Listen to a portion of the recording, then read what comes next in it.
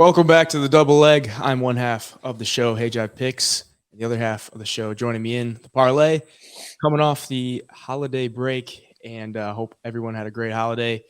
We are nearing the end of 2022, and we got some recaps of the year. We're gonna give our input on the favorite fight of the year, favorite moment of the year, favorite card of the year, fighter who gained the most in 2022, and the fighter that lost the most in 2022. How was your holiday to parlay? Man, it was good. Everybody in my household was sick except for me, so we really didn't go anywhere, which was kind of cool, man. So me, my wife, and two kids just kind of hung around the whole entire Christmas weekend, opened presents for the kids, all that kind of stuff. Just kind of relax. It was nice to get away from work, get away from everything, and just chill with the family for 3 4 days straight. So, how about you? It was solid. I had to go back up to the homeland in the north to the cold. The travel was a little tough with the blizzards up there, but we made it up there. It was decent, but I'm ready to get back to some UFC because it's been almost 2 weeks now since the last card, and it sucks. I can't believe we have 2 weeks left until we get I know, another one. 2 weeks left. I can't remember the UFC doing this. Maybe they do it every year, and I just don't recall. But I can't remember them having 4 weekends in a row with no event. It's a little strange. It's tough. It is tough, but there's always something to talk about. And we had a great year in the UFC in 2022. So the favorite fight of the year. Anything come to mind when it hits your brain? I've got a couple of them. So obviously Glover and Yuri is up there. I mean, back and forth war, super close on the judges' scorecards, a lot of damage. Yuri surprised me in that fight on the ground. He was able to reverse, get on top of Glover at times. Ultimately, Yuri got the submission. So that was an amazing fight. One under the radar fight that, two guys with not very big names, Matt Schnell and Sumaderji, where Sumaderji had Matt Schnell basically knocked out 4 to 5 times. And then all of a sudden, Schnell gets on top, gets him in the mount, and chokes him out with the triangle to get the win. Absolutely insane fight. Sean O'Malley and Piotr Jan, great fight, controversial as everybody knows. Probably the most talked about fight of the year, in my opinion. Besides, some knockouts like Leon Edwards, but as far as controversial fights, judging on the scorecards, Sean O'Malley and Piotr Jan, definitely one of the best fights of the year. And those are the three that pop into my mind right now. I'm interested to hear what your couple of favorite ones are. Yeah, I have 5 written down, and you named 2 of them. The Matt Schnell and Sumanerchi fight was insane. Obviously, when we're talking about these, it might be a little bit biased if we had money on one side and that side came through. I had Matt Schnell by submission in that fight, so I was very happy about that. I watched that one at an Airbnb with my dad, and I was like, the Matt Schnell was getting busted up, and I told my dad I had money on Matt Schnell, and he's like, "Oh, that was a bad bet." And then he came back and won. So I was giving him some shit for that, but yeah, that one was just crazy. That second round was nuts. It was a great moment. Prohaska Glover, that one I had money on Glover, so that sucked for me, but it was still an amazing fight. And the way it ended was like nobody saw that coming. So those are always the ones that kind of stick with you, the thing you never see coming, and it just happens, especially how quick it happened. It was like Glover was winning. They were in scrambles. You would figure Glover would be better in the scrambles, and then just kind of gasses out. I guess that's what he said. And Yuri gets the submission win to take the belt. The one I think is flying under the radar is David Onama and Nate Landwehr. That one was crazy. I also had money on Onama, but just the craziness with Nate Landwehr, as far as like he didn't even want to finish him. Like he had so many opportunities to finish David Onama. Onama just gassed after the first round, and Landwehr would just let him back into the fight, and it was just pandemonium from the start to the finish. Landwehr was down and out in the first round, comes back and wins the next 2 rounds. So bad bet for me in that one, but it was so crazy that I didn't even care. Last 2, Gilbert Burns, Hamzat Chimaev. I know that's going to be on a lot of people's lists. with just how hyped up Chimaev was, and the expectations going into that. He was a big favorite, and then for that to be the war that it was, with a big jump up in competition for him as well.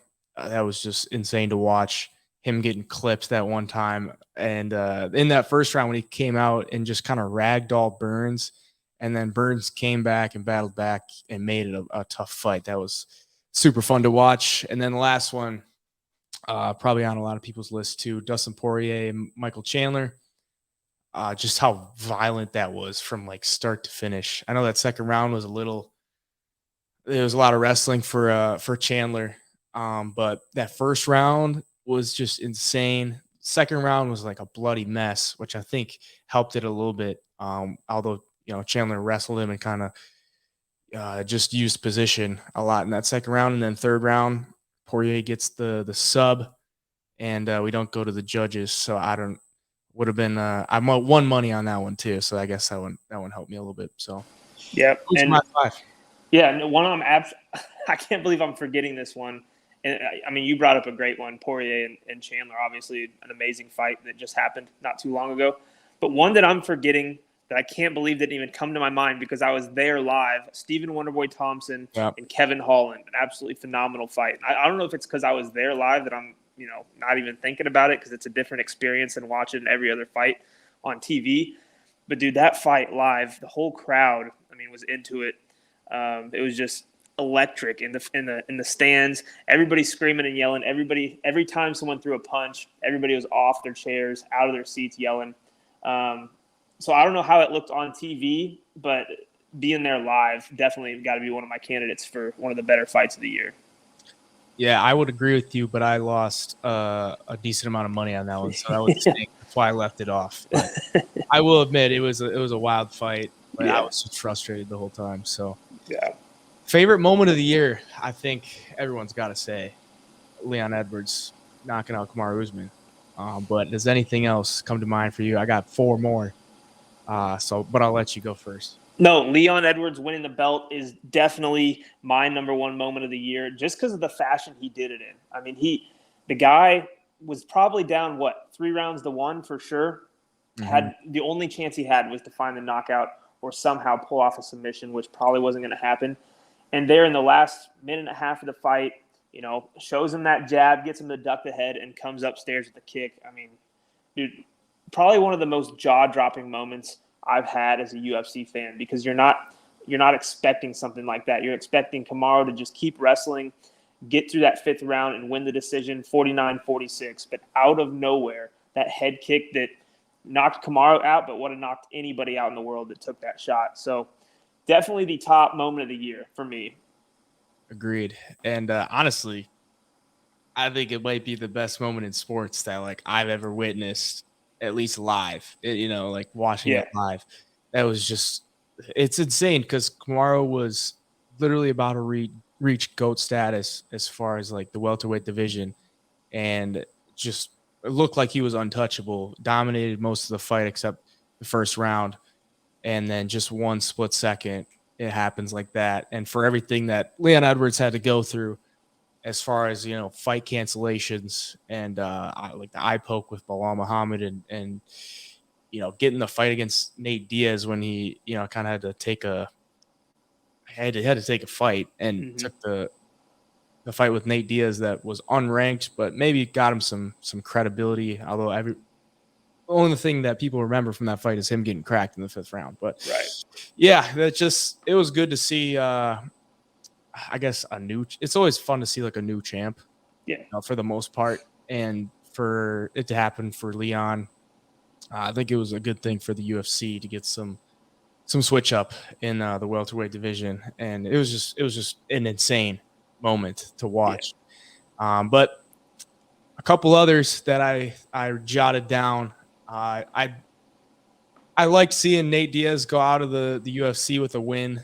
As far as I guess it was against Tony Ferguson, but I didn't want to see him go out and get smoked by Hamzat, and I was a little bit glad to see him go out with a win and some dignity and not get probably I know people are going to give him a chance against Hamza, but I don't know. It would have been bad. I It think it would have would have been been rough. very bad. It would have been very rough. Another one, Charles Oliveira losing the belt to the scale, the weight scale, and then coming back the next day.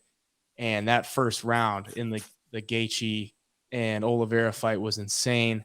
And then Oliveira gets the sub and then flashes the Aaron Rodgers discount double check belt. That was I love that moment. That was pretty sweet. Although I had money on Gaethje, so I was like, I didn't even care at that point. It was just a great moment to see him lose it and then go out there and win like that, battling back because Gaethje had him hurt as well.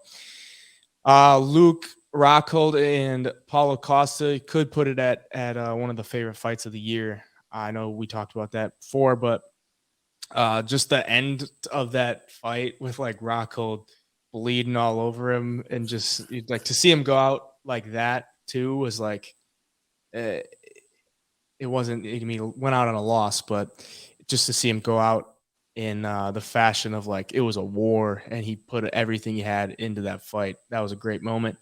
And then lastly, Tai Tuivasa and Cyril Gane could be another favorite fight of the year. But just seeing him knock down Cyril Gane and then just how wild that fight was with how Ty would take some crazy shots to the head, to the gut, and just come back swinging. And that one time when he got head kicked and then kind of like fake. I don't know if it was a fake or not, but he kind of like fake like he was going down, and then Gon charges in and Ty swings and Gon gets out of the way. That was just a wild fight, and there's those couple moments in that fight that was just it was amazing to watch. It was super fun. It's what makes me a fan. So, anything else that any moments that come to mind?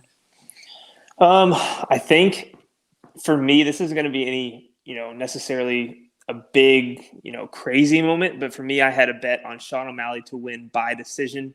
And to hear his name called in such a razor close fight against Petr Yan was one of my favorite moments. Because I honestly, watching it the first time, it definitely looked like Petr Yan won.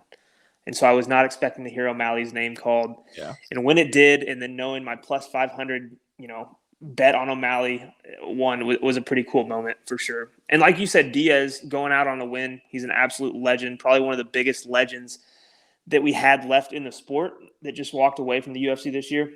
Seeing him go out with a win, a finish in the fourth round was super cool. And then, I'm a big Marlon Cheeto Vera fan too. So to see him kind of get on this roll and knock out Dom Cruz in the fashion that he did was pretty impressive as well. Agreed. Favorite cards of the year. We talked about this one a little bit too. I got UFC 281 as my best pay-per-view.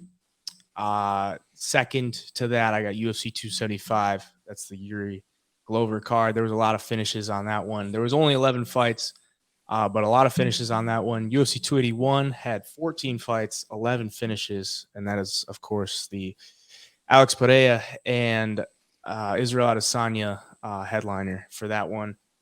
And then a couple fight nights that I thought were really good. UFC London, the first card in March. That one was insane. Honestly, you could make an argument for the card of the year, just straight up, pay-per-view or not, with the energy that was in that crowd. For the first time that the UFC had been back to Europe in quite some time. And then you had, Molly McCann, Paddy Pimblett, Arnold Allen, Tom Aspinall, all English fighters on that card getting wins on the main card. That was pretty fun to watch, and it also made some decent money on that card. So a little biased in that way. The other one, UFC Austin, tons of finishes on that one, and kind of a controversial main event, but overall, just a lot of energy in that crowd and a lot of finishes, a lot of first round finishes. So a lot of violence. What's your favorite card of the year or cards of the year? You named one, Yuri Prohaska and Glover was a phenomenal card, but I think for me, it's so hard to go past like July and look back and think any of those cards were as good as some of the ones we've had recently. I mean, 280 was the most hyped card of the year. You got Charles and Islam. You had TJ Dillashaw and Aljamain Sterling, Mateusz Gamrot fighting Beneil Dariush. I mean, you had so many big, meaningful fights.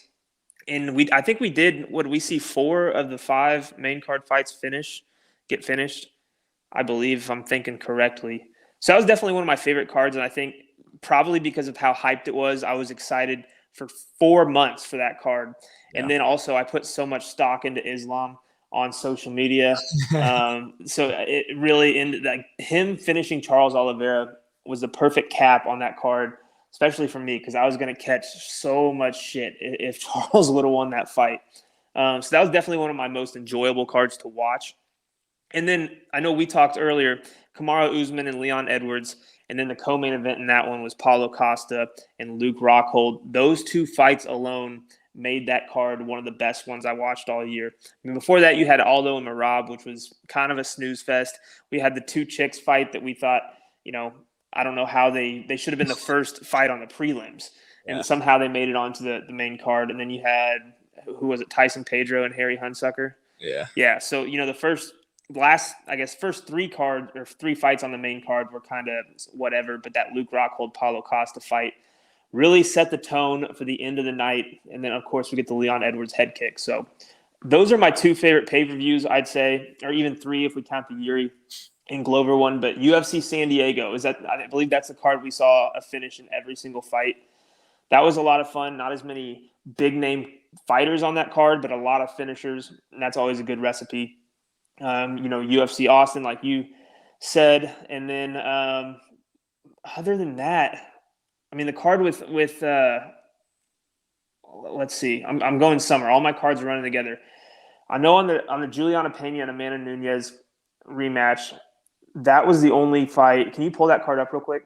Yeah, I think that was the only fight on the main card that did not end in a finish. That one went to the decision. 277, I believe it was.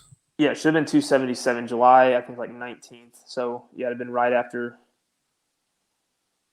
O'Malley and the Pedro card, I believe. Yep.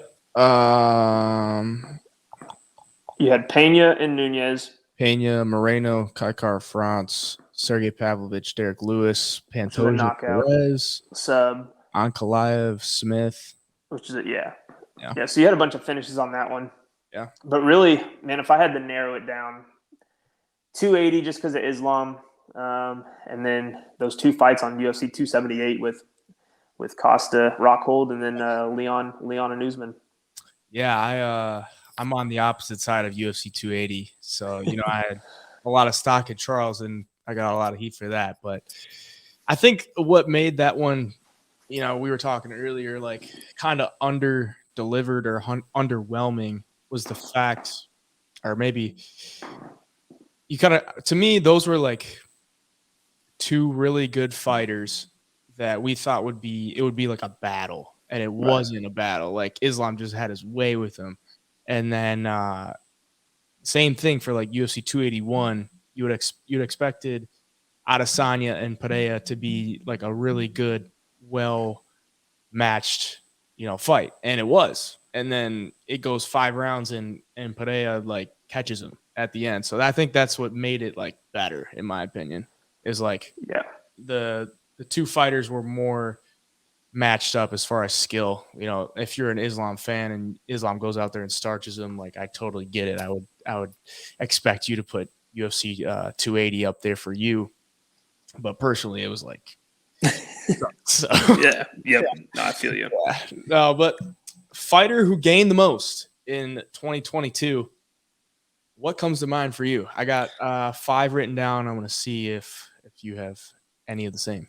Obviously Leon, because he just went on a 9-fight win streak, I believe, and then beat Kamaru Usman, who was about to tie the record for most wins in the UFC, or wins in a row in the UFC. So, I mean, for him to go out there on such a win streak and get a knockout like that over arguably the best welterweight to ever do it, right behind GSP or right up there with GSP, is huge for his legacy. I mean, now you can't really take anything away from him no matter what happens. You're on this tremendous run and you just knocked out the GOAT. So Leon Edwards definitely is up there. I would even put Sean O'Malley in the conversation because, he went from ranked outside of the top 10 to beating the number 1 guy in the world, regardless of what people think of the decision. I mean, even if he would have lost that, he just proved that he belongs at the top of the bantamweight division, which is top 2, top 3 most stacked divisions in the UFC. So Sean O'Malley comes to mind as well. And obviously Leon Islam, I feel like we all knew was good. We all knew this at one point or another, he was going to be the champ. Yeah. So, I mean, yeah, and you could kind of say the same thing with Yuri. I don't think anybody really thought that Yuri wouldn't be a champ at some point, but he's only had 3 fights in the UFC before his title fight with Glover. So I think that says a lot about him as well. And those are the 3 that I'm going to go with right now. Yeah, when I think about like who gained the most, I think of like underdogs coming through, or like people that fighters that you wouldn't really expect to be in the position that they are right now. So obviously Leon Edwards was a big underdog against Kamaru Usman. I didn't even have him on my list, but I would totally agree with you there. Sean O'Malley was a big underdog against Petr Yan, sizable underdog. But then he was, he had the no contest. So definitely see where you're coming from on that one. On my list, I got Jack Della Maddalena just for the fact that it was his first year in the UFC, 3 knockouts, and people are already like trying to get him on like main cards and shit like that. So yeah, a good year for him. He gained a lot of steam coming into the UFC and performing. Sergey Pavlovich as well, just for how he just starches people in the first round of every fight. That guy is so scary, just so big, and I would not want to be in a cage with him. I would probably take the under 1 rounds in every one of his fights because that guy, you cannot take many shots from that guy. Alex Pereira, for sure. I mean, he came into the year having 1 fight in the UFC, and now he's the middleweight champ. And he was an underdog against Sean Strickland, an underdog, well, damn near pick him against Sean Strickland, and an underdog against the champion. So I think he gained a lot. He gained a lot this year, and we'll see if he can hold on to it next year. But another one, Chito Vera, I think he gained a lot. I know he was a favorite against Dominic Cruz, but Dominic Cruz is a legend, and the way he knocked him out was impressive. He was, I believe, a slight underdog against Rob Font in his fight earlier this year, and put a beating on him. I'm surprised that one didn't get stopped. He nearly had it stopped a couple times, and a lot of people are saying he could fight for a title next year. Yeah, and I could definitely see that. And then a last one, I think, kind of flying under the radar, maybe just for the fact that he's getting an opportunity out of frustration or not. But Jamal Hill, I think, he came into the year not necessarily in the title picture and just put himself there. So win over Johnny Walker in a main event, and then a win over Thiago Santos in a main event, both within the distance. And it's going to be fighting for a title in less than a month. So I think that's a big gain for him, and I'm interested to see how he does. I think he's got a bright future. Off the topic, but did you see that he was training with Anthony Smith? And Smith is now the replacement fighter, if need be, for which is Brazil. Yeah, which good for Anthony Smith. He's lost to Glover already. He just got mauled by Ankalaev, and now he's the possible shoe-in for this fight if something happens. So that's crazy. But no, Jamal Hill definitely bright future in the UFC, and he's a guy that I feel like maybe didn't get started in mixed martial arts until later in life. Like he doesn't have like that raw mixed martial art talent. He's like I know John Jones does have that raw talent, but he's like a John Jones where you're just super athletic and you can't beat him because he's that athletic. And he hits super hard. His striking's really good. He can finish fights later on in the rounds, like he did against Thiago Santos. And when he connects, man, like what he did to Johnny Walker was one of the better knockouts of the year, just because of the way Walker fell and just the fashion that he knocked him out in. And if you follow Jamal Hill on TikTok and Instagram, the dude is hilarious. So I think he's going to have a bright future, in the UFC and outside of the UFC as well. Super fun to watch. But as you were touching on Alex Pereira, being one of the fighters that gained the most, definitely, for sure. And he's almost being disrespected still after obtaining the belt this early on in his UFC career. He beat Izzy, who hasn't been beaten at middleweight, whatever, in the UFC. Yeah. And then, going into this fourth fight, which they're probably going to rematch, I imagine, there's lines out there right now. He's still the underdog. And he's beaten Izzy 3 times, once in MMA and twice in kickboxing, and he is still the underdog against Izzy. And I know Izzy was up on the scorecards, but,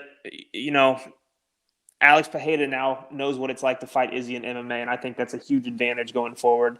And if Alex Pereira is going to be plus money in that rematch, dude, I don't know how I'm going to be able to stay off that, honestly. Yeah. The power is insane. I mean, the power is crazy. I hope we get a rematch, honestly. I would rather see a rematch than for him to fight, like Whitaker or somebody, even though, Whitaker might be deserving, even though he was going to fight Costa, and now that fight's off. That kind of sucks. But here's the crazy thing to me, though, is Alex Pereira and Izzy. Izzy might be the best stylistic matchup for him in the division, at the top of the division. Like, you don't know. I mean, I know Vettori isn't going to go in there and outbox Alex Pereira, but the dude can take a shot and the dude can wrestle, and that's going to be guys that give him problems, I think. Guys like Robert Whitaker could give him problems. Even Khamzat Chimaev. If Khamzat Chimaev just put on a bunch of muscle and focused on 185 and not having to cut weight and really got his frame right for 185, he'd be a huge problem for Pereira.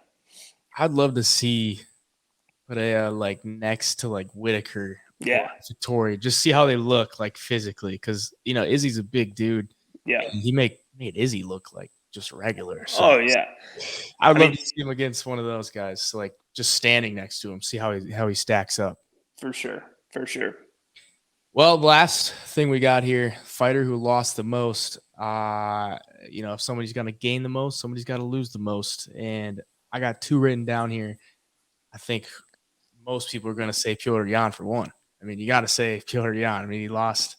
He was a big favorite. If we're gonna value underdogs coming through who gained the most, you're probably gonna look at big favorites that lost to figure out who lost the most. And Petr Yan was sizable favorite against Aljamain Sterling. Lost that one in a close one.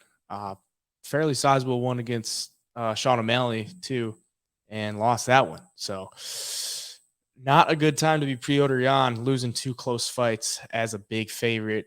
I think he's got to be hands down fighter who lost the most. You got anybody else? I do. And this guy did not lose a fight, but Paddy Pimblett comes to mind, because even though he technically beat Jared Gordon, I mean, I've watched the fight 5 times. I don't see how he won. And I think as much hype as he had and as good as everyone was making him out to be, he went out there and did next to nothing against a guy like Jared Gordon, who's been finished in the UFC a bunch, who isn't this big name or this high-level mixed martial artist or a top-ranked guy. And he made Paddy look pretty average for most of the night. And so I think, mix that in with social media and Paddy's ability to make people want to hate him and look for any type of reason to shit on him. I think Paddy Pimblett lost a lot, even though he didn't lose a fight. I think this hype train, a lot of people are thinking that maybe he's not as good as he was. Maybe this is all talk, and the hype show is going to come to an end as he starts fighting up the ladder. So that's one. As far as anybody else who really lost a lot, I mean, you could say Kamaru Usman, but at the end of the day, the guy is 17-1 in the UFC or so. So I mean, he lost to Leon, but other than that, and same thing with Izzy. The guy's only lost once at middleweight now. The next person that comes to mind is Tony Ferguson. Yeah. And everybody loves Tony, but he's looked really, really, I guess old. I don't want to say bad because I love Tony Ferguson, but he's looked old in his last 5 fights. I think he's 0-5 now in his last 5. So, but if you look at him getting starched by Michael Chandler, probably one of the nastiest knockouts we saw all year, and then you go and get finished by an older, kind of worn down Nate Diaz. It's just like, what do you do with Tony from here? I don't know. I think he lost a lot of steam. I don't think there's anybody inside the top 15 you could put him in there with, and he would beat at this point. I just don't think his game's evolved enough. I think he's kind of, just everybody knows how to fight Tony Ferguson now. So that's another fighter that comes to mind. And speaking of the two that I named, Patty and Tony, I've seen a lot of people in my comments saying that Patty could in no way, shape, or form beat Tony Ferguson. I've got that comment so many times because I mentioned the only person that the only person Patty would have a chance against in that top portion of the lightweight division is Tony Ferguson. And I got so much hate for it, but I just don't see how you can watch Tony Ferguson be a punching bag for his last 5 fights and then say that he's going to go and starch Patty, because Patty's got the youth. He's going to be faster than Tony, so I don't know. I just don't see how Tony goes out there and starches a guy like Patty. And those are the two that come to my mind, though. And there's a lot of fighters that lost fights they shouldn't have. I mean, like you named Piotr Jan, but for me, I'm going to go with Patty Pimblett and Tony Ferguson.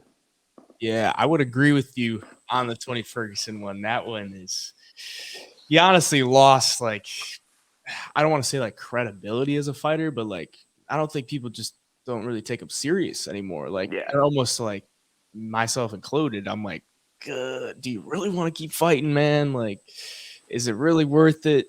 Could you do something else? I mean, he's at like Harvard now or something. Yeah. In education, but what blows my mind is not that long ago, we were saying that this is the guy that's going to dethrone Khabib.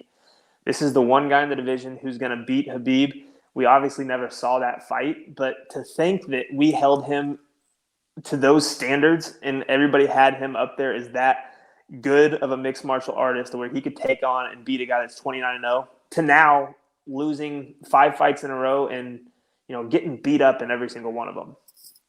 Yeah, and it's never good when you're, the face of probably one of the best knockouts of the year, most vicious knockouts of the year. Yeah. Against Michael Chandler. I will push back on the Patty Pimblett one, though, because I think if you're going to say a fighter that lost the most in December, I would absolutely agree with you. But to start the year, he had the big win in London twice, I guess both wins in London. And I think he gained a lot in the first, 11 months of the year. To lose as much as he did in December. I think he gained a little bit more than he lost. But I definitely I see that. agree with you on as far as after his last fight. He lost a good amount after that last fight, but I think he gained a ton more before that within the year. So the only fighter that I had on my list that I think is kind of flying under the radar as well is Vicente Luque. I think he lost a lot of stock this year. I mean, in 2021, he had 2 submission wins against Tyron Woodley and Michael Chiesa in the first round, and people were kind of talking about him as a potential title contender. Probably 1 win away from getting a title shot in the welterweight division. Fights Bilal Muhammad. He's a almost minus 200 favorite in that one against Bilal, and loses that one.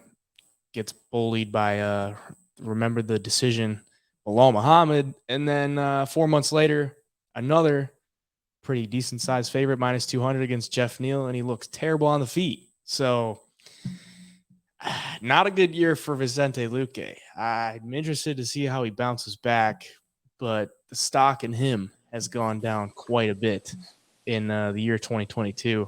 Yeah. And those are the only 2 I got. I agree with you on Tony Ferguson and then Patty Pimblett in the last month or so. But yeah, anybody else? I think that's pretty much it. A little bit, but is he? Yep. I think that probably is it. I do have 2 now that you started talking a little bit. I've got 2 more fighters that honorable mention that gain the most. Okay. Bilal Muhammad, you just named him. Yeah. Knocking out or TKO on Sean Brady, and he's kind of flying under the radar. He could be the dark horse of that division. And then my next one that has really flown under the radar is Ricky Simone.